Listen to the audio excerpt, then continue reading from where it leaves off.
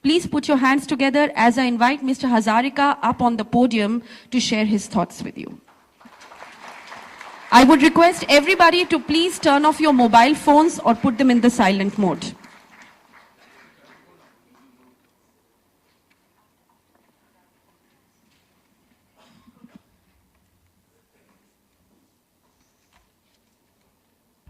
Very good morning to, it's coming or no? A very good morning to all of you. First of all, I must compliment Mr. Kamaleshan Sharan, the chairman of the Green Tech Foundation, who has invited me to this workshop, that is Environment on CSR. And of course, I was not the person who has been thought of giving a welcome address today in the beginning of the morning session. It was to be given by the Honorable Minister of Environment of Andhra Pradesh, as well as our former Secretary DP, Mr. Bhaskar Chatterjee. I have to do the proxy of both of those. I think really difficult. Normally, there always a fast batsman of the match is always a difficult game to play. So I have to do this honors of these two persons. So it will be really difficult for me how to address the gathering.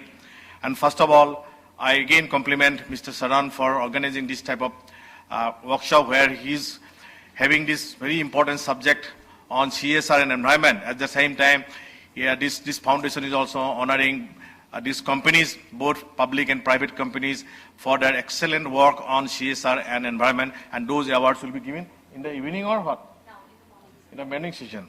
Okay, I think this is also there. So those are the, this foundation is doing excellent job, and because they have got three types of awards. One is CSR and environment, another is health, safety and environment, another is on HR. So in 1 year, this foundation organizes such type of workshop in 3 occasions and inviting the company to participate in awards competitions, and ultimately with a very senior-most jury level, it was discussed and decided through the presentation. Ultimately, these awards were selected. And I was also one of the what's called jury member, one of the this CSR and environment. Of course, not environment, CSR projects. I could see that many of the companies are doing really good CSR project and deserve some awarding. I am compliment all of those who has owned these very good awards on various CSR activities. Now I'll just come to my subject about this, talking on CSR and environment. I welcome all of you, distinguished guests, senior colleagues, and all the members of the Green Tech Foundation. A very good morning to all of you once again. CSR is often misquoted or confused with the philanthropy, with the word philanthropy. That means you are just donating some money and ultimately it is thought to be a CSR. But if you see the definition of CSR is much beyond the philanthropy. Simple donation is not enough. I could go to a special, there are various definitions about this CSR. I could like to quote one of the quote given by former Prime Minister of Great Britain, UK, as well as when he was a finance minister, Mr. Gordon Brown, who said in 2002 when he was a finance minister, today corporate social responsibility goes far beyond the old philanthropy of the past, donating money to good causes at the end of the financial year, and is instead an all year round responsibility that companies accept for the environment around them, for the best working practices, for their engagement in their local communities, and for their recognition that brand names depend not only on quality, price and uniqueness, but on how cumulatively they interact with companies, workforce, community and environment. That means simply donating the money will not enough. You have to have an association with the community for the continuous development of the growth. Then only it will be considered as a CSR project. So those definitions has been also, I think probably Mr. Bhaskar Chatterjee, who is the person responsible for framing the Indian CSR policy, who will be able to explain. Many of these people, I could say, during my, working as one of the judges of the selection of CSR, many of these companies are not able to understand what is the definition of CSR. Where this which project can be called a CSR project. So it is very important to understand what is the CSR means and how it is to be implemented, how it is to be considered as CSR project. I think Mr. Bhaskar Sattari he is the person who is responsible for making the Indian CSR policy. He will be able to explain much better way. Now we need to move towards a challenging measures of corporate responsibility, where we judge results not just by input, but by the outcomes, which is more important. Not only simple input, by sending money or giving money input, if we are achieving, but that does not enough unless we know about what is the outcome about that.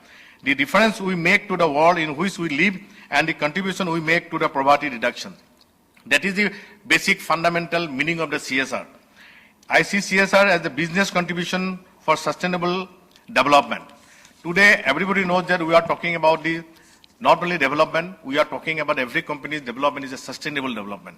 And sustainable development cannot be achieved unless we take care of the three things. One is economic, second is social, that means you have to take care of the society, that means you have to think about the inclusive growth of the society. And third most important, that is environment management. So if you not able to make the three things, all three things simultaneously, that means your development will not be sustainable. So in case of sustainability, I think there are a lot of things are coming up. Those will be also be discussed today's workshop, I believe. I see the CSR business contribution to the sustainable development. There are many definitions, but we are all talking about how business takes account on its economic, social and environmental impact in the way it operates, maximizing the benefits and minimizing the downsides. But we are not talking about altruism. CSR should be good for long-term business success as well as good for wider society. With the increasing trend towards the globalization of business organization and the transitional nature of environmental problems faced by the corporate sector and regulators and policymakers, CSR and environmental management have become a focus area. CSR and environmental management are becoming key issues for a wide range of business and organizations both in India and abroad, as they seek to resolve long-standing operational and competitive challenges using society and environmentally friendly technologies and progress. The growth of the global economy has seen the benefit across the world, but also increasing public concern about business activities and decline in trust. At the World Summit of the Sustainable Development, WSSD, in Johannesburg in September 2002, there was a much focus on the business, on poverty and the environment. So those were the main issue was discussed in that World Summit of Sustainable Development in Johannesburg in September 2002. Everybody talked about poverty removal as well as the environment protection. That was the main issue they have been discussed. As WSSD recognized a partnership between business, government and civil society is the key to the progress we need on international statistics or in the international sustainable development. In a globalization economy, CSR is often shared as a unique proposition of the business to gain and sustain competitive advantages. However, studies have shown many CSR measures are not well connected to the main strategic decision of a company and do not address its main societal and environmental impacts. Linking CSR with competitiveness could foster the dissemination of a more strategic approach to CSR and CSR policies that focus on voluntary instead of command and control would be encouraged. Most experts feel that the CSR activities may increase production costs in the short run. This is also somebody says that if investing money on CSR, your cost of production will increase. But there is some studies has been done. But in the benefit of the medium and long term, in fact, a study carried out by the Deutsche Bank Climate Change Investment Research Group showed that companies with high ratings of corporate social responsibility and environmental, social and governance factor, it's called ESG, so environmental and social and governance factor, have a lower cost of capital and a lower risk of investors. On the studies, Deutsche Bank examined 89% show that companies with a high rating of CSR factors as got the higher ESG factors also exhibit market-based outperformance. So that means those companies who are doing much better work in CSR, their performance are better, their balance sheet at the bottom line of the companies are much better, and investors are also much comfortable in those type of companies. What I wanted to impress was that investing environmental-based CSR was a win-win proposition for a company, organization, society, and the country. India's initiative, policies on CSR and environment, I think in this topic will be taken care of by Mr.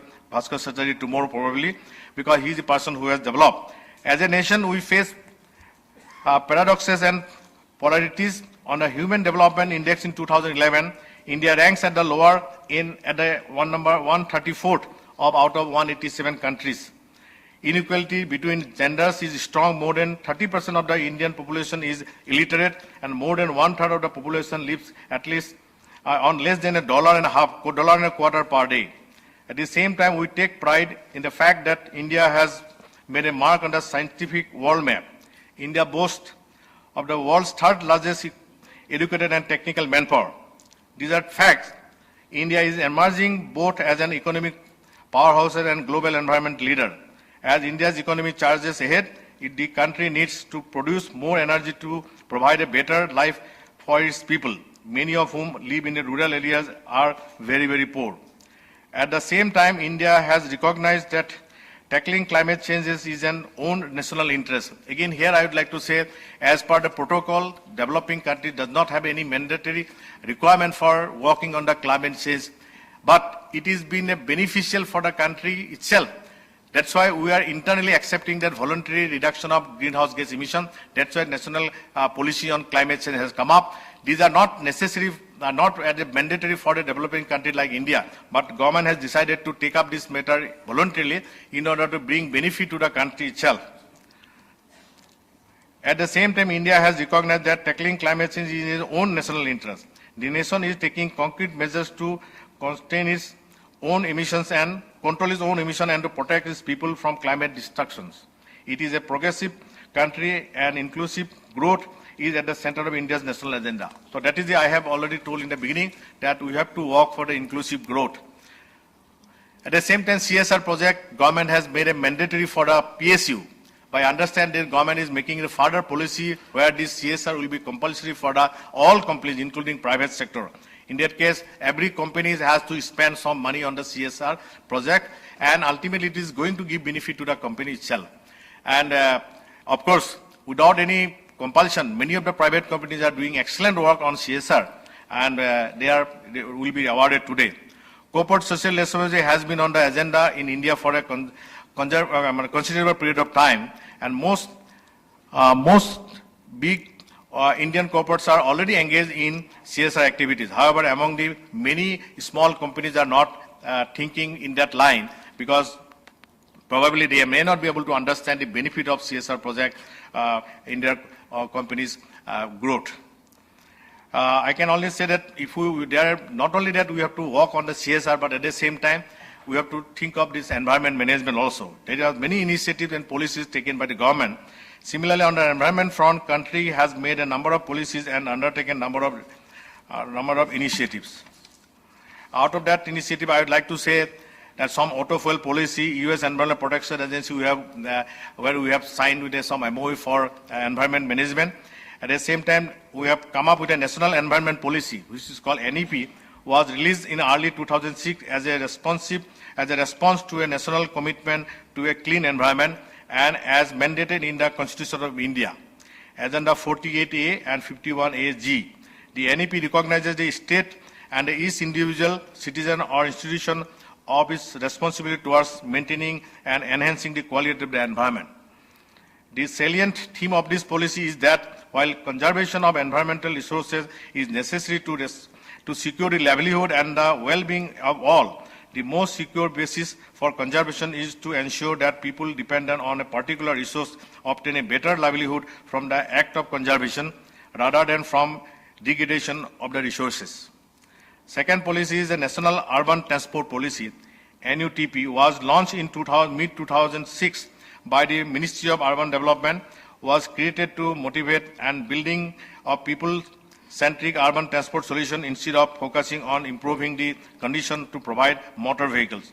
This is significant departure from the traditional urban transport practices in Indian cities, as the needs of the majority of the population using public transport and non-motorized models are now at the forefront.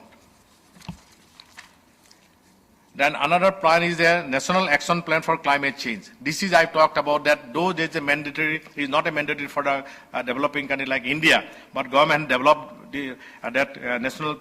issued a National Action Plan for Climate Change. That means every company are to work voluntarily for the mitigation of greenhouse gas emission, so that we can work towards the mitigation of climate change, which is affecting the entire world. This was launched in mid-2008, provided additional support and solidify India's commitment to sustainable development.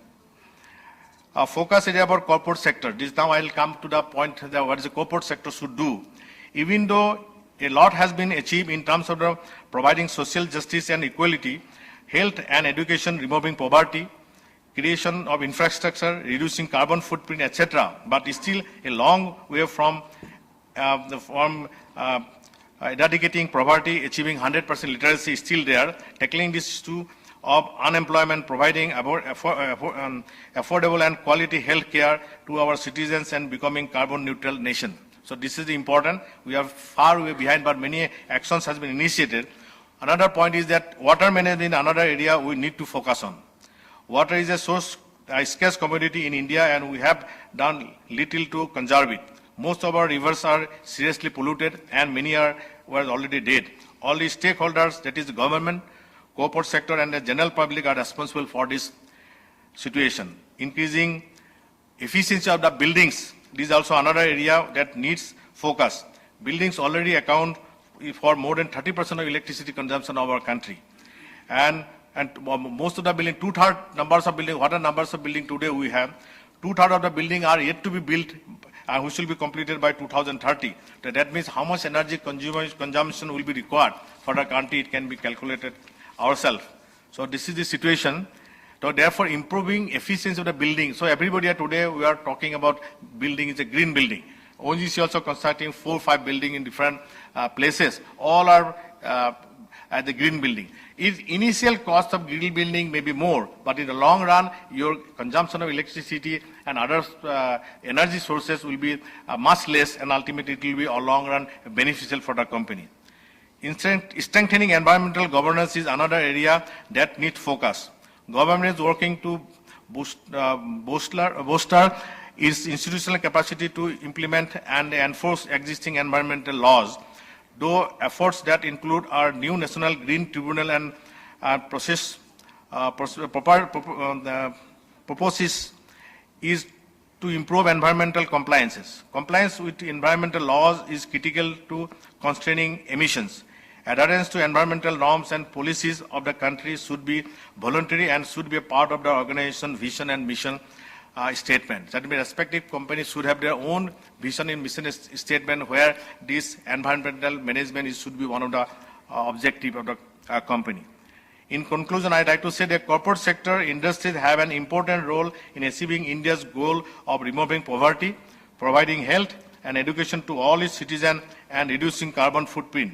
For achieving these goals, corporate social responsibility commitment of the corporate sector can play a very important role. The CSR strategy of the company should be such that promote business activities that bring simultaneous economic, social, and environmental benefits to the public. Work in partnership with the private sector, community-based bodies, unions, consumers, and other stakeholders. Encourage innovative approaches and the continuing development and application of best practices. Ensure we have decent minimum levels of performance in areas such as health, safety, and environment, and equal opportunities. Encourage increased awareness, open constructive dialogues, and trust. Create a policy framework which encourages and enables responsible behavior by the business. When developing the document, it might be beneficial to include subjects like climate change, focus on operating within a low carbon framework. Second important point I'd like to say, that is water. A limited resource in many parts of India, manage it with care, considering recycling. Poverty. support the government in its strategy of inclusive growth. Without including the vast majority of less privileged people, no business can aspire to succeed in the long run. That's why I'm telling, if you do not able to take care of the society where you are working, that means without considering the inclusive growth, a single company cannot grow alone. So that's why everybody has to think that how to improve the poverty, how to help the underprivileged people across this society where we are working. That area is much more important. Secondly, fourth is education. Support grassroots education. India needs to educate its inabilities and aim for total literacy. Bribery and corruption. The CSR policy document should be explicit in its guidance to the employees on how to deal with bribery and corruption. Nothing should be left to personal interpretations. CSR policy documents should refer to this separate code of conduct, whistleblowing procedures, and dilemma training. CSR policy of the organization should be able to deliver on 6 objectives, which are mainly competitiveness, poverty reduction, community investment, environment management, governance, and workplaces. In short, I can say that if any organizations aim for sustainable development, it will be able to achieve all the deliverables of CSR, including better environment management. I think this is my basic observation, which I have noted down, and this is going to deliver. But I believe this workshop will be where many eminent speakers will be talking about this subject. I think we should be deliberated, and we will have a good deliberations during discussion and for the learning, and ultimately with the objective that whatever we are taking away from this workshop, we should apply in our organization for benefit of our own company as well as the society. That is the main purpose of CSR. CSR and sustainability are synonymous. Without this CSR, sustainability cannot be achieved, or environment management cannot be achieved. Without the environment management, CSR is not complete. So these 2 words are synonymous, and I believe during the deliberation of this workshop, everybody will be participating, and it will be a good takeaway from this workshop. Thank you very much. Okay, I forgot to mention about the contribution of Rusika Dawar. I think I met you last time also. She's a good, I think I could say that very nice when you listen her. Thank you, David. Thank you so much, Mr. Hazarika, for that lovely testimonial. And